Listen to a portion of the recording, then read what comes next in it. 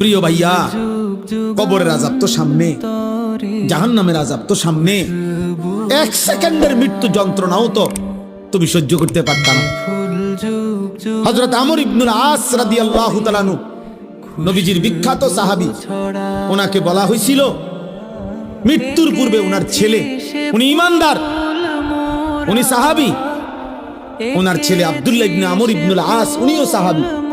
ছেলে বলতেছিলেন মৃত্যুর পূর্বে, আব্বা, আপনার কাছে এই মুহূর্তে, শেষ মুহূর্তে মৃত্যু যন্ত্রণা কেমন মনে হইতেছে? প্রিয় ভাই শোনো, হযরত আমর ইবনুল আস বলছেন, ইয়া বুনাইয়া কাআন্না জিবালাদ দুনিয়া আলা সাদরি ওয়া কাআন্নি আতানাফাসু মিন সাকবিল ইবরা।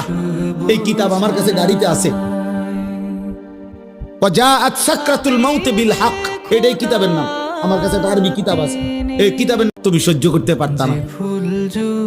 হযরত আমর ইবনুল আস রাদিয়াল্লাহু তাআলা আনহু, নবীজির বিখ্যাত সাহাবী, ওনাকে বলা হয়েছিল মৃত্যুর পূর্বে ওনার ছেলে, উনি ঈমানদার, উনি সাহাবী, ওনার ছেলে আব্দুল্লাহ ইবনে আমর ইবনুল আস, উনিও সাহাবী।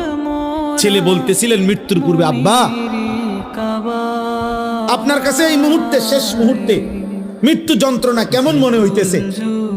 প্রিয় ভাই শোনো, হযরত আমর ইবনুল আস বলছেন, ইয়া বুনাইয়া কাআন্না জিবালাদ দুনিয়া আলা সাদরি ওয়া কাআন্নি আতানাফাসু মিন সাকবিল ইবরা। এই কিতাব আমার কাছে গাড়িতে আছে।